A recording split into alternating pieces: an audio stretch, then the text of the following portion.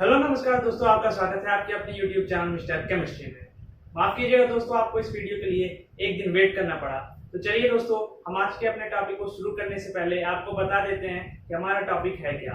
दोस्तों, हमारा टॉपिक आज है केमिस्ट्री इन एवरीडे लाइफ। हमारे व्यूअर ने कमेंट किया था, उनका ये मांग था कि इस टॉपिक पर भी वीडियो बनना चाहिए, इसलिए दोस्तों आज का जो हमारा वीडियो है इसी टॉपिक पर है। चलिए बिना टाइम को बर्बाद करे हुए अपने आज के टॉपिक को हम शुरू करते हैं।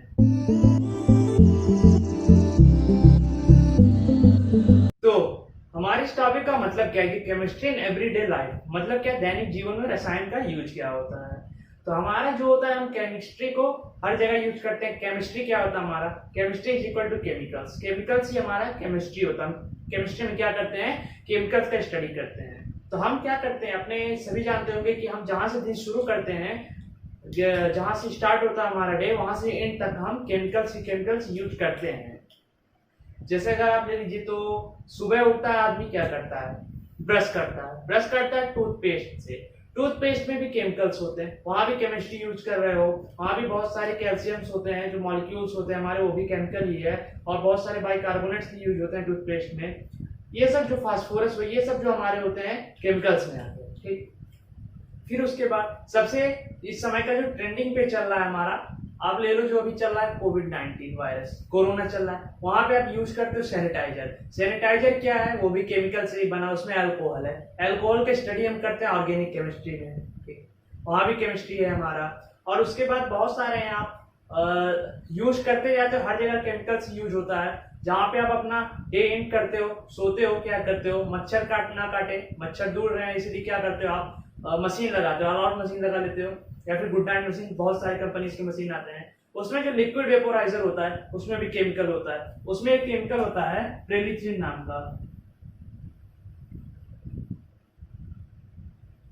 ये जो केमिकल यूज किया जाता है एंटी मॉस्किटो के लिए। ये क्या करता है, इंसेक्टाइड और जितने मॉस्किटो होता है उन सबको दूर रखता है, ये प्रेलिथिन।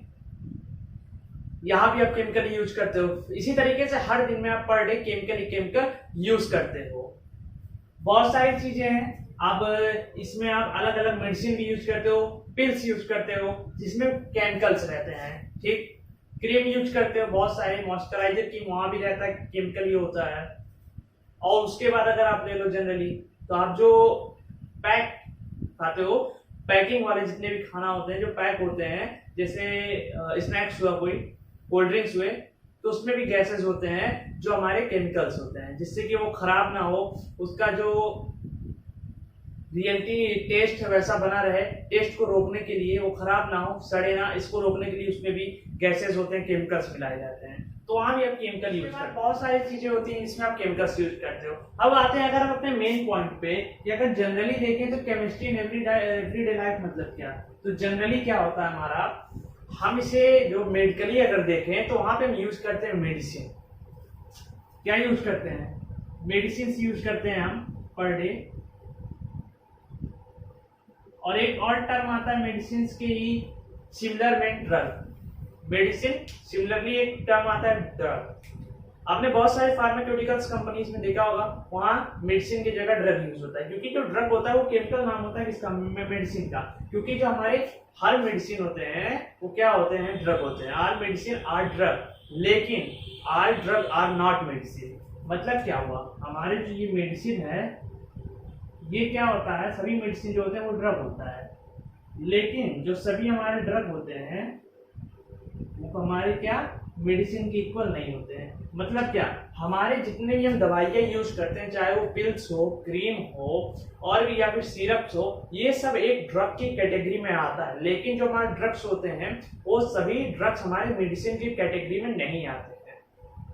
अब ड्रग, कौन से ड्रग को हम मेडिसिन कहते हैं, तो ये pharmaceutical drug is called as medicine. मतलब जो हम फार्मेसी में यूज करते हैं जितने ड्रग्स, उन सबको हम मेडिसिन कहते हैं। ठीक है, अब अगर इन दोनों में जो अंतर होता है, हमारे एक हेयर लाइन अंतर होता है, ज्यादा अंतर बिल्कुल भी नहीं होता है। ड्रग और मेडिसिन सिर्फ एक हेयर लाइन, उसमें डिफरेंस होता है। क्या होता है कि जनरली एग्जांपल के थ्रू अगर देखो मेडिसिन जो हमारा होता है, और एक ड्रग हुआ और ये मेडिसिन हुआ। हाँ, तो देखो मेडिसिन में अगर ले लें आप, या फिर पहले ड्रग से शुरू करते हैं। ड्रग में देखो एक नाम आता है, आपने देखा होगा, सुना होगा, हेरोइन। याद आया? हेरोइन आपने बहुत सारे मूवीज में, पिक्चर्स में देखा होगा या फिर कॉप सीरियल्स में देखा होगा, हेरोइन यूज होता है। ड्रग्स में हेरोइन होते हैं और सारे ड्रग्स आते हैं, गांजा आते हैं और बहुत सारे उसमें ड्रग्स आते हैं। ठीक, गांजा मीन्स क्या? ये इनलीगल ड्रग है। ठीक, हेरोइन जो है ये भी इनलीगल ड्रग है, लेकिन हेरोइन का यूज हम मेडिकल में करते हैं। मेडिकली इसका यूज कहाँ होता है? एक स्पेशल रिक्वायरमेंट और ना रेयर केस में हम हेरोइन का यूज करते हैं। अब हेरोइन का यूज हम कब करते हैं? इसका मतलब हेरोइन ड्रग का यूज कब करते हैं? ये हमारा जो होता है ट्रैंकुलाइजर के रूप में यूज होता है। कैसा होता है कि माना अगर किसी का बहुत ज्यादा एक्सीडेंट हो गया तो उसको जो दर्द हो रहा है उसकी फीलिंग बहुत ज्यादा होगी पेन की। आदमी क्या होता है, बहुत सारे होते हैं, इलाज तो सही होता है लेकिन दर्द इतना होता है कि आदमी दर्द से ही मर जाता है। ठीक, तो उसी दर्द को कम करने के लिए जब हैवी ब्लड फॉलिंग होता है, दर्द होता है उस जगह पे, ज्यादा चोट आई होती है, तो एक स्पेशल रिक्वायरमेंट पे रेयर केस में डॉक्टर हेरोइन का यूज करता है। किस लिए? क्योंकि वो जो पेशेंट है उस पर हेरोइन दिया जाता है जिससे कि उसका जो फीलिंग है, उसे जो महसूस हो रहा है दर्द, वो कम हो जाए। लेकिन जो हमारा हेरोइन है, ये जो हमारा ये मेडिसिन नहीं है,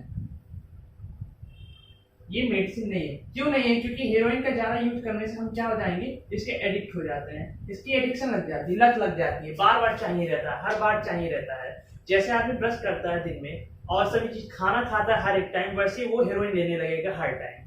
ठीक, तो ये ड्रग की कैटेगरी में आता है, ये मेडिसिन नहीं, क्योंकि इससे एडिक्ट हो जाता है। अब समझे क्या इस एग्जांपल के थ्रू कि ड्रग और मेडिसिन में हेयर लाइन डिफरेंस कैसा होता है, कि ड्रग से हम क्या हो जाते हैं, ड्रग को यूज करते करते हम उसके एडिक्ट हो जाते हैं, लेकिन मेडिसिन को यूज करते करते हम एडिक्ट उसके नहीं होते। जैसे मेडिसिन में अगर ले लो, एक मेडिसिन एस्पिरिन, एक एस्पिरिन नाम का मेडिसिन सुना होगा, तो एस्पिरिन जो होता है हमारा मेडिसिन होता है, एस्पिरिन ड्रग है हमारा, क्योंकि हमेशा जो मेडिसिन होते हैं वो ड्रग के कैटेगरी में आते हैं। लेकिन ये क्या होता है, इससे हम एडिक्ट नहीं होंगे। एस्पिरिन लेने से कोई एडिक्ट नहीं हो जाता है, कि स्पेशल जगह पर लिया जाता है, एक स्पेशल टाइम में लिया जाता है। ठीक, तो ये हो गया हमारा hair line difference between drug and इसके मेडिसिन के। तो ये हमारा अंतर हुआ। अब देखते हैं कि जो हमारे ड्रग्स हैं, ड्रग्स तो समझ में आ गया, अब मेडिसिन की बात करते हैं कि मेडिसिन में बहुत अलग अलग कैटेगरी होती है मेडिसिन की, अलग अलग उसके क्लासिफिकेशन होते हैं, टाइप होते हैं, उसके वर्कआउट के हिसाब से, उसके स्ट्रक्चर के हिसाब से और सभी रिक्वायरमेंट के हिसाब से उसके अलग अलग उसको बांटा गया है। तो बात करते हैं कि क्लासिफिकेशन ऑफ मेडिसिन क्या है, मतलब मेडिसिन को क्लासिफाई किस बेस पे किया जाता है, किस बेसिस पर किया गया है। क्योंकि जो हमारा टॉपिक है केमिस्ट्री इन एवरीडे लाइफ, ये बहुत बड़ा टॉपिक है, बहुत ब्रॉड है, बहुत डीप है, बहुत ब्रॉड है, इसलिए इसे हम थोड़े थोड़े एपिसोड्स में या फिर आप समझ लो पार्ट के रूप में जानेंगे। इसके लिए एक वीडियो में एक पार्ट, फिर दूसरा पार्ट जो होगा अगले वीडियो में, ऐसे ऐसे करके जानेंगे तो ये क्लियर हो जाएगा। ये इसलिए मैं बता रहा हूँ क्योंकि इससे जो बहुत सारे मल्टीपल चॉइस क्वेश्चन जो होते हैं आपके कॉम्पिटिटिव एग्जाम्स में बनते हैं, इसलिए ये चैप्टर जो है बहुत इंपॉर्टेंट है। ये आपके क्लास 12th में भी है, क्लास 11th में भी देखो लास्ट चैप्टर होगा आपका इनऑर्गेनिक का। ठीक, उसके बाद कॉम्पिटिटिव के हिसाब से जैसे आपका हो गया नीट हो गया, आईआईटी हो गया, जेईई हो गया और सारे जितने भी एग्जाम्स होते हैं, नेक्स्ट हो गया, उसमें मल्टीपली मान के चलिए 3 से 4 क्वेश्चन ऐसे इससे रिलेटेड आ जाते हैं। कैसे आते हैं बताता हूं बाद में। तो अगर हम देखें इस क्लासिफिकेशन अगर हम करें,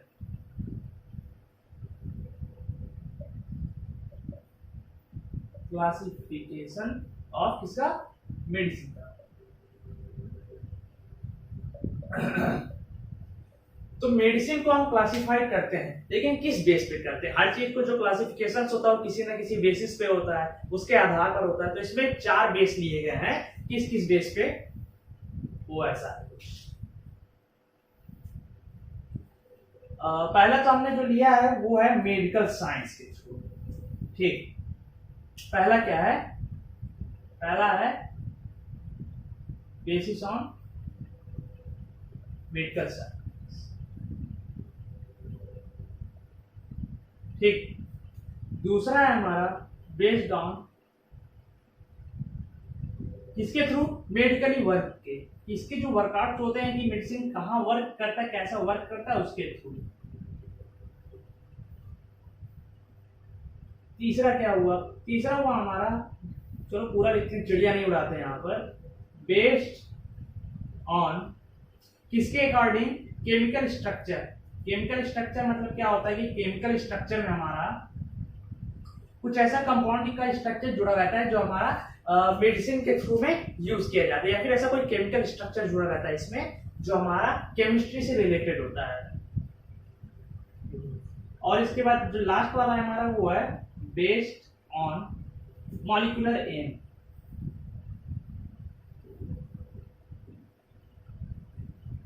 अब ये मॉलिक्यूलर वो वाला मॉलिक्यूल नहीं आ गया, ये केमिस्ट्री का मॉलिक्यूल नहीं, मतलब मॉलिक्यूल है लेकिन अब वो मॉलिक्यूल मत समझना एटम और मॉलिक्यूल वाला। मॉलिक्यूलर मतलब जो हमारे बॉडी के मॉलिक्यूल्स होते हैं, एक्टिव मॉलिक्यूल्स होते हैं, carbohydrate, protein, lipid, nucleic acid, vitamin, ये सबसे रिलेटेड होता है ये मॉलिक्यूलर। अब समझते हैं इसको बारी बारी की बेसिस ऑन मेडिकल साइंस क्या हुआ। तो पहले जनरली इसको हम ये समझते हैं कि बेसिस ऑन मेडिकल साइंस मतलब मेडिकल साइंस के थ्रू किस तरीके से इसे क्लासिफाई किया गया है। तो इसमें भी हमारे 4 पॉइंट है, मतलब 4 बेस हैं, चार ऐसे ऐसे पॉइंट है जिनके अकॉर्डिंग इसे बांटा गया मेडिसिन को अलग अलग कैटेगरी में रखा गया है। तो उसे देखते हैं आप, इसका स्क्रीनशॉट ले लो फटाफट, तो मिटाओ। हो गया, एक साथ लिखने या ना लिखने से कोई इसमें फर्क नहीं पड़ने वाला। देखो बेसिस ऑन मेडिकल साइंस, इसके अकॉर्डिंग क्या है हमारा, इसमें 4 पॉइंट्स इसमें दिए गए हैं, 4 इसके कैटेगरी, पॉइंट्स नहीं कैटेगरी हैं। कैसा कैसा है, पहला जो हमारा वो है पेन किलर,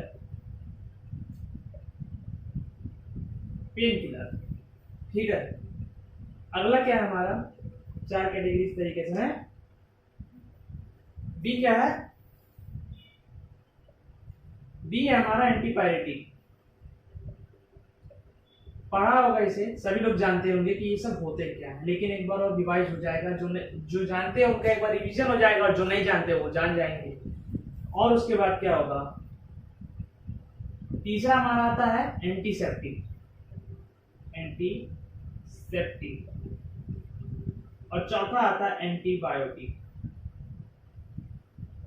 ठीक। ये 4 हमारे कैटेगरी है, ये 4 ग्रुप हैं जिनके अकॉर्डिंग अलग अलग मेडिसिन को हम क्या करते हैं, डिफाइन कर सकते हैं। तो हमारा अगर मेडिकल साइंस के थ्रू यही 4 पॉइंट आप जानते हैं ये सब होते क्या, इनका मतलब क्या होता है, इसमें कैसे कैसे फार्मूला और कैसे कैसे दवाइयां आती हैं जो हम अपने एवरीडे लाइफ में यूज करते हैं, नाम सुनते हैं इन सबका। तो देखते हैं, पहला है पेन किलर, ठीक। तो पेन किलर हमारा क्या यूज करता है, पेन किलर नाम से ही है, पेन मतलब दर्द, किलर मतलब मारने वाला या निवारक, दर्द को मारने वाला, दर्द को खत्म करने वाला या दर्द निवारक। तो पेन किलर का यूज जनरली कहाँ होता है, बदन दर्द में, मांसपेशियों के मसल्स के पेन में होता है, सिर दर्द में होता है, टूथ पेन में होता है, इन सब में पेन किलर आप अधिकतर यूज करते हो। या फिर पेन किलर कहाँ पे यूज करते हैं, जब कभी एक्सीडेंट्स होता है तो वहां पे पेन किलर यूज होता है जिससे कि वहां चोट जो लगी है उस पर दर्द ना हो, दर्द कम हो जाए। पेन किलर क्या करता है, दर्द को कम नहीं करता है, पेन किलर करता है हमारा, इसको खाने से जो हमारा ये मतलब हमारे ब्रेन तक एक ऐसा इंफॉर्मेशन पहुंचाता है जिससे कि हमें लगता है कि दर्द शांत हो गया है।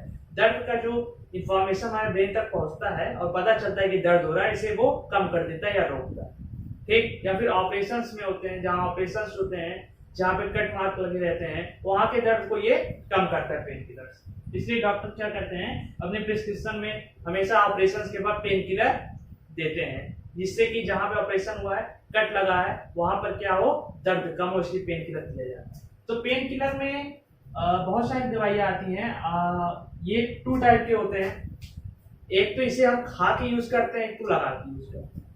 एक स्किन पर यूज होता है, मतलब बॉडी के बाहर, जैसे बहुत सारे क्रीम आते हैं, सभी जानते हो कि बहुत सारे क्रीम के नाम, आयोडेक्स हुआ, ठीक, और भी चीजें आती। अब पिल्स में हम देख लें तो कॉम्बिफ्लॉम हो गया, ये पहला नाम आता है पेन किलर में, कॉम्बिफ्लॉम। इसका यूज बहुत जगह होता है, सिर दर्द हुआ, टूथ पेन हुआ, इस सब की जगह कॉम्बिफ्लॉम यूज होता है। और भी पिल्स आते हैं इसके लिए। अब बात करते हैं एंटीपायरेटिक की। अब एंटीपायरेटिक मतलब क्या हुआ, एंटीपायरेटिक का हिंदी होता है ज्वर रोधी, मतलब क्या हुआ, जो एंटी फीवरेटिक होता है, एंटी फीवर को कम करता है, मतलब कि हमारा जो बॉडी का टेम्परेचर हाई हो जाता है उसे डाउन करता है। अब ये डाउन करता है, मतलब जो बुखार में हम यूज करते हैं। तो क्या हो गया बुखार वाला हमारा, पहला केमिकल होता है फार्मूला उसका पैरासीटामोल, सब जानते होंगे पैरासीटामोल। ये एक केमिकल है जो सभी जितने भी एंटीबायोटिक मेडिसिन होते हैं बुखार की, उसके पीछे फार्मूला में पैरासीटामोल रहता है। और अगर एक पिल का नाम ले लें दवाई का, तो कॉल हो गया। बहुत सारी दवाई आती हैं, सॉल्विन कोड आता है, उसमें पैरासीटामोल होते हैं जो हमारे टेम्परेचर को कम करते हैं बॉडी के। एंटीपायरेटिक जरूरी हो गया। अब आता है हमारी एंटीसेप्टिक का। अब एंटीसेप्टिक क्या होता है?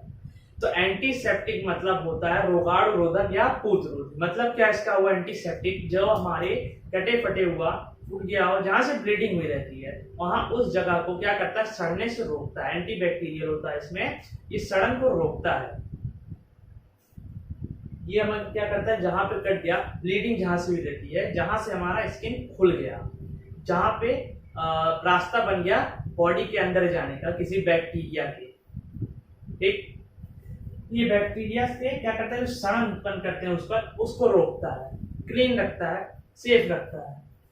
इसमें क्या आता है, इसमें पहला नाम आता है घर घर की कहानी, डेटॉल, सेवलॉन, ये दो नाम आते हैं सबसे पहले, क्योंकि हर घरों में ये दो चीज रहते हैं एंटीसेप्टिक के। एंटीसेप्टिक में हम एक चीज और यूज करते हैं, फिटकरी। फिटकरी जो भी होता है प्योर एंटीसेप्टिक नहीं होता है, लेकिन अधिकतर ये डेटॉल और सेवलॉन की तरह ही वर्कआउट अपना देता है। ये भी सड़न को रोकता है। ये करते, ये इसका मेन वर्क होता है ब्लीडिंग को रोकना। क्या इसका मेन वर्क होता है? इसका मेन वर्क होता है ब्लीडिंग रोकना कहीं का भी, क्योंकि वो जो रक्त को स्कंदित कर देता है। तो वो हो गया अलग उसका कहीं। फिर आता है एंटीबायोटिक। एंटीबायोटिक मतलब क्या हो गया? अब एंटीबायोटिक मतलब हमारा हुआ एंटीबैक्टीरियल, इसको भी कह सकते हो। एंटीबायोटिक मतलब हमारा, जैसा कि जो खराश में आप यूज करते हो, गले की खराश में, जो कि बॉडी के अंदर यूज होता है हमारा। एंटीसेप्टिक कहाँ यूज होता है? ये बॉडी के बाहर यूज होता है। एंटीबायोटिक होता है बॉडी के अंदर यूज होता है, खराश में हुआ। या एलर्जेटिक भी कह सकते हो, एलर्जी वाले भी इसमें भी आ जाते हैं एंटीबायोटिक में। जो अंदर बैक्टीरियल, जो बैक्टीरियल से एलर्जी होते हैं, उन सब के लिए एंटीबायोटिक यूज होता है, जिसमें एक नाम आता है पिल का जीफ्यू, एक का यूज होता है ये। इसके साथ ये जो हमारा होता है, ये ज्यादातर हमारे जो एंटीबायोटिक होते हैं वो एंटीपायरेटिक के साथ यूज होते हैं। एंटीबायोटिक कभी भी डॉक्टर आपको प्रिस्क्रिप्ट नहीं करेगा कि आप अकेले खाओ, किसी ना किसी के साथ ही लिखेगा। एंटीबायोटिक लिखता है डॉक्टर, उसके साथ एंटीपायरेटिक लिखेगा, क्योंकि हमारा जो खराश होता है उसमें क्या होता है, टेम्परेचर बॉडी का हाई हो जाता है, इंक्रीज हो जाता है, और उसी को एंटीपायरेटिक कम करता है। जो इन्फेक्शंस होते हैं बैक्टीरियल, उन सबको एंटीबायोटिक संभालता है। तो हमारा जो मेडिकल साइंस के अकॉर्डिंग था, ये 4 पॉइंट में 4 कैटेगरी में दवाई आ गई। पहला आता है पेन किलर कैटेगरी, दर्द निवारक होते हैं। एंटीपायरेटिक ज्वर रोधी होते हैं। एंटीसेप्टिक आते हैं हमारे। एंटीसेप्टिक मतलब क्या हुआ, पूत रोधी हो गए, ठीक, रोगाणु रोधक हो गए, एंटीसेप्टिक आते हैं, उनकी अलग कैटेगरी है। एंटीबायोटिक आते हैं हमारे, उनकी अलग जीवाणु, ठीक।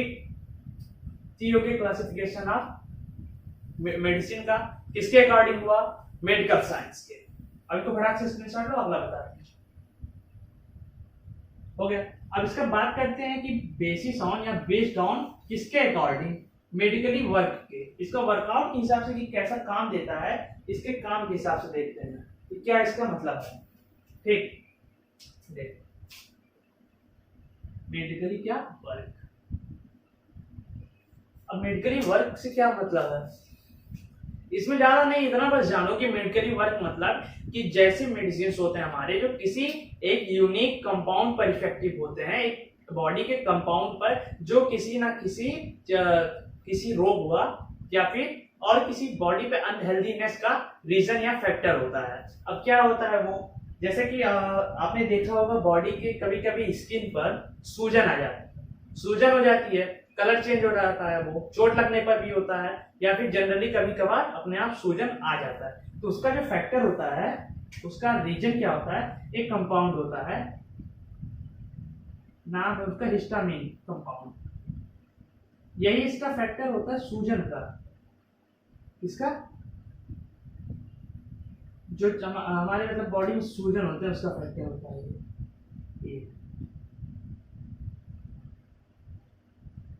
ये सूजन का फैक्टर होता है हिस्टामिन कंपाउंड। तो हिस्टामिन कंपाउंड जो होता है बहुत सारे मेडिसिन है इस पर इफेक्टिव होते हैं, एक स्पेशल यूनिक कंपाउंड पर इफेक्टिव होते हैं। उससे क्या होता है वो मेडिकली वर्क जो हमारा आया है पॉइंट इसके अकॉर्डिंग रखे जाते हैं, अपने काम के हिसाब से रखे जाते हैं कि जो इस कंपाउंड पर स्पेशली इफेक्टिव हुए। कुछ होते हैं दूसरे कंपाउंड्स पर इफेक्टिव होते हैं तो काम के हिसाब से अलग अलग रखे जाते हैं। ठीक है, अब तीसरा क्या आता है?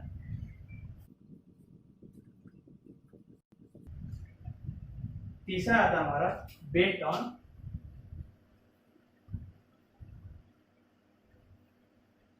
किसके? केमिकल स्ट्रक्चर के।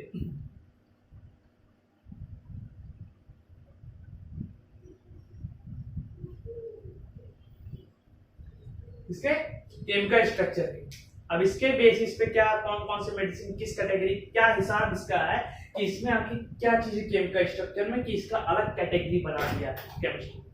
तो उसका है रीजन कि जैसे हमारी कुछ कुछ मेडिसिन होते हैं उनका जो फार्मूला होता है केमिकल्स का उसमें एक ऐसा कंपाउंड जुड़ा रहता है कि जो हमारा केमिस्ट्री में आता है। ठीक है, तो उसमें केमिकल जो कंपाउंड हमारा जुड़ गया तो इसी नाते ये हमारे केमिकल स्ट्रक्चर के अकॉर्डिंग आता है।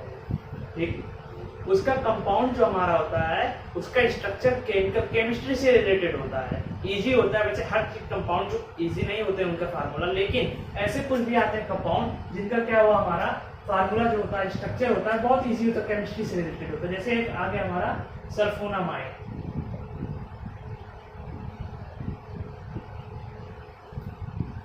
सल्फोनामाइड एक आया नाम। अब इसका स्ट्रक्चर कैसा होता है ये देखो, इसका स्ट्रक्चर इस तरीके से होता है।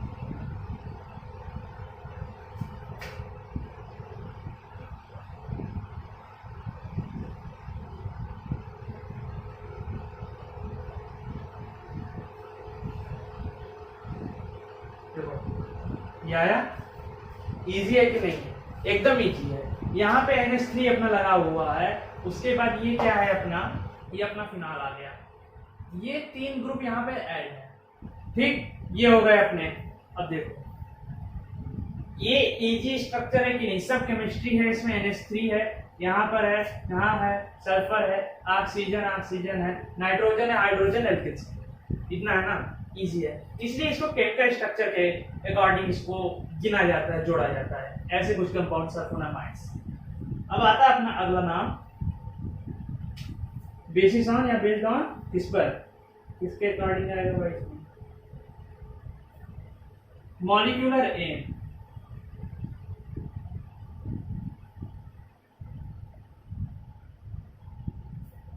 मॉलिक्यूलर एम मतलब क्या हुआ? पहले बताया मॉलिक्यूल्स जो बॉडी वाले होते हैं जैसे कार्बोनेट हो गया, प्रोटीन हो गया, लिपिड्स हो गए, विटामिन्स हो गए, न्यूक्लिक एसिड हो गया, ये सबसे आते हैं। ठीक, तो मतलब क्या है बेस्ड ऑन मॉलिक्यूलर एम? जैसे कि जो हमारे क्या क्या है molecules, carbohydrate, protein, vitamins, lipids, ये जो मॉलिक्यूल्स होते हैं कुछ हमारे मेडिसिन क्या होते हैं जो इन मॉलिक्यूल्स पर इफेक्टिव होते हैं। ठीक है, इनको क्या करते हैं, इंक्रीज करते हैं या डिक्रीज करते हैं। बहुत लोगों से सुना होगा क्या होता है उनका, प्रोटीन बढ़ जाता है शरीर में, प्रोटीन बढ़ जाता है उसके लिए मेडिसिन आते हैं। और प्रोटीन बढ़ता है तो उनका क्या होता है, प्रोटीन बढ़ने का मतलब क्या हो गया, यूरिक एसिड बढ़ जाता है। यूरिक एसिड बढ़ने का क्या मतलब हुआ कि जहां पर जोड़ होते हैं जोड़ों पर वहां पे यूरिक एसिड का जमाव होने लगता है कि जैसे कि ये हमारा हुआ बॉडी, कहीं का ये जोड़ हुआ, किसी ये बोन का जोड़ है, ठीक है, वहां जो घुटने का है या कोहनी का है या फिर कहीं का जोड़ है, दो बोन जहां पे जुड़ते हैं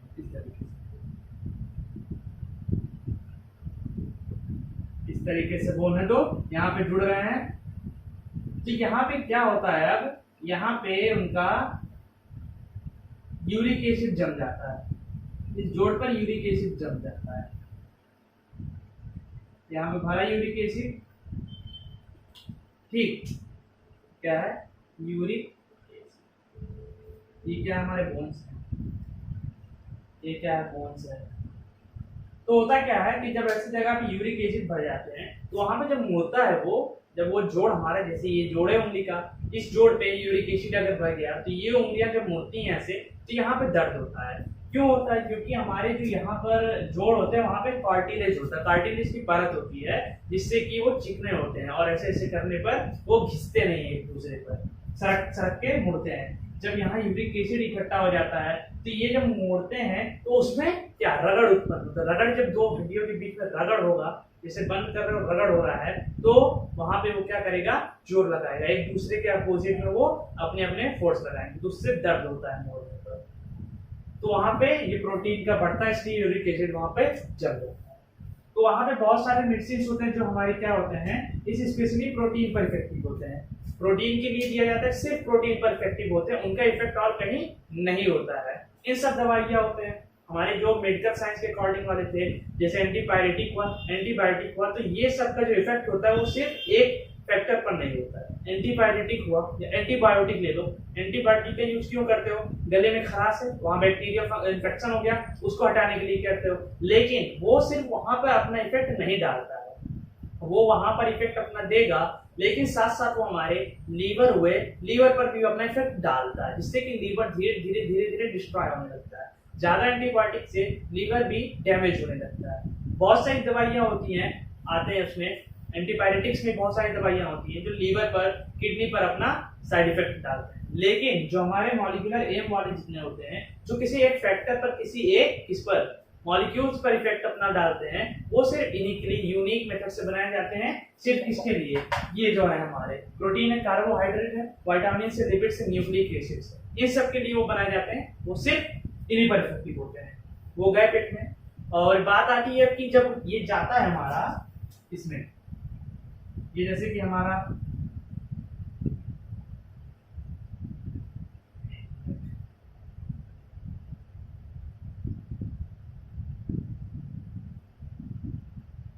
ये क्या है, ये हमारा आमाशय है, स्टमक है। अब स्टमक में क्या होता है, लेयर्स होते हैं बहुत सारे, एंडोडर्म, मीजोडर्म आते हैं, बहुत सारे इसमें लेयर्स होते हैं। तो लेयर्स होते हैं वहां पे एचसीएल भी छोड़ते हैं, बहुत सारे लेयर्स, ऐसा उसमें ग्रंथियां होती, ग्रंथ्स होते हैं जो एचसीएल छोड़ता है। एचसीएल क्या काम करता है, एचसीएल क्या करता है, डाइजेस्ट करता है किसी भी, जो हमारे बेसिक क्या मीडियम होता है हमारा, डाइजेस्ट तो करता है, लेकिन ये मीडियम होता है, जो हमारे जितने बेस मीडियम वाले आते हैं फूड्स, उन सबको ये एसिडिक मीडियम देता है। तो अब क्या होते हैं, ये जो मेडिसिन होते हैं, क्या ये अपना इफेक्ट, ये जाएंगे तो सभी मेडिसिन पेट में ही, लेकिन क्या ये अपना इफेक्ट इन एचसीएल वाले ग्लैंड्स पर नहीं छोड़ेंगे? ये भी एक क्वेश्चन आता है कि हमारे जो मॉलिक्यूलर एम की मेडिसिन होते हैं, जो प्रोटीन के लिए यूज किया जाता है, कार्बोहाइड्रेट के लिए यूज किया जाता है, ये क्या करते हैं, एचसीएल जो हमारे ग्लैंड्स होते हैं, एचसीएल को छूने वाले, उन सब पे ये अपने इफेक्ट नहीं डालेंगे। तो इसका यही जवाब है कि यहाँ पर ये अपना इफेक्ट नहीं डालेंगे, क्योंकि इन्हें बनाया ही जाता है इस मेथड से कि ये सिर्फ एक ही किसी कंपाउंड के लिए इफेक्टिव होते हैं और किसी भी अदर से ये रिएक्शन नहीं करते हैं। ठीक, यहाँ भी ये हो गया मॉलिक्यूलर। ये हमारे चारों पॉइंट हो गए किसके अकॉर्डिंग टू मेडिकल साइंस के। क्या क्या था, सॉरी, ये हमारे क्लासिफिकेशन हो गया किसका, अपने मेडिसिन का। चार इसमें थे, क्या क्या थे कि पहला था अकॉर्डिंग टू मेडिकल साइंस, दूसरा था बेस्ड ऑन मेडिकली वर्क, तीसरा था बेस्ड ऑन क्या, केमिकल स्ट्रक्चर, और चौथा था बेस्ड ऑन मॉलिक्यूलर एम। चारों हो गए, चारों का एग्जांपल हो गया। ठीक, ये हमारा क्लासिफिकेशन आ गया। क्लासिफिकेशन बहुत ब्रॉड है इसका, उसमें आते हैं अलग आएंगे आप, एंटी एसिड्स भी आएंगे, एंटासिड्स भी आएंगे, और सारे भी आगे हैं जिसमें आप शुगर भी यूज करते हो, इंसुलिन वगैरह, ये सब भी आगे होगा, लेकिन वो अलग थोड़ा टॉपिक है इससे, इसलिए वो अपने अलग वीडियो में उसे हम एनालिटिक करेंगे बढ़िया से। ये तो हमारे इतना ये क्लियर हो गया, बढ़िया से क्लियर हो गया। अब अगर उसको भी इसी वीडियो में घुसा देते तो ये सब इतना ब्रॉड से जो बताया गया है, ये सब डायग्राम से कि यहाँ पे यूरिक एसिड कैसे इकट्ठा होता है, एचसीएल पर इफेक्ट डालते कि नहीं, ये सब नहीं आप समझ पाते। ठीक है, तो ऐसे भी उसे भी समझाया जाएगा, कम समझो लेकिन कम में ज्यादा समझो। ठीक है, ज्यादा के चक्कर में कम मत समझो। ये हमारा हो गया, क्लियर हो गया होगा इतना बढ़िया से। अब अगला वाला वीडियो वो भी ऐसे क्लियर हो जाएगा। अब इसमें से बात करते हैं कि हमारे कॉम्पिटिटिव एग्जाम के क्वेश्चन किस तरीके से सब बनते हैं। तो उसमें बनता क्या है, उसमें आपको यही पूछ सकता है कि सल्फोनामाइड का स्ट्रक्चर क्या होता है। सल्फोनामाइड का स्ट्रक्चर 4 ऑप्शन दे दिया, एक ये दे दिया और 3 गलत दे दिया। वहां पे आप जब जानोगे स्ट्रक्चर इसका क्लियर रहेगा तभी ठीक बता पाओगे। और ये हमारा पूछ लिया क्वेश्चन, इसमें से एक में से कम 10 से 20 क्वेश्चन बन सकते हैं। क्या बन जाएगा इसमें, जनरल क्वेश्चन बना लेगा कि बॉडी के मॉलिक्यूल्स में क्या आते हैं, दे दिया कार्बोहाइड्रेट, लिपिड, हाइड्रोजन, ओजोन, टर्मिन, फलाना दिखाना, अपना दे दिया। इसमें बहुत सारे आते हैं। जानोगे कि मॉलिक्यूल्स क्या होते हैं बॉडी के, कार्बोहाइड्रेट, विटामिन, प्रोटीन्स, लिपिड्स, ये सब होते हैं तो जान जाओ, टिक लगा सकते हो। ठीक, और दे दिया उसमें बहुत से क्वेश्चन बन जाएंगे कि हमारे एंटीपायरेटिक में 4 ऑप्शन दे दिया कि जो हमारे बॉडी के टेम्परेचर को डाउन करते हैं उन्हें किस कैटेगरी में रखा गया है। 4 ऑप्शन दे दिया, antipyretic, pain killer, antibiotic, antiseptic. तो जानोगे क्यों एंटीपायरेटिक है, तभी टिक लगाओ। ऐसे क्वेश्चन इसमें से बनते हैं अपने मल्टीपल में। ठीक, तो आज का वीडियो बस इतना ही था। इसमें हम मिलेंगे अपने अगले वीडियो में जिसमें हम और इसकी क्लासिफिकेशंस को लेकर आएंगे, अलग अलग कैटेगरी को लेकर आएंगे। ठीक है, तो चलिए आज की वीडियो को यहीं खत्म करते हैं। वीडियो पसंद आया तो लाइक कीजिए, सब्सक्राइब कीजिए, वीडियो को शेयर कीजिए और चलिए मिलते हैं अपने अगले टॉपिक पर।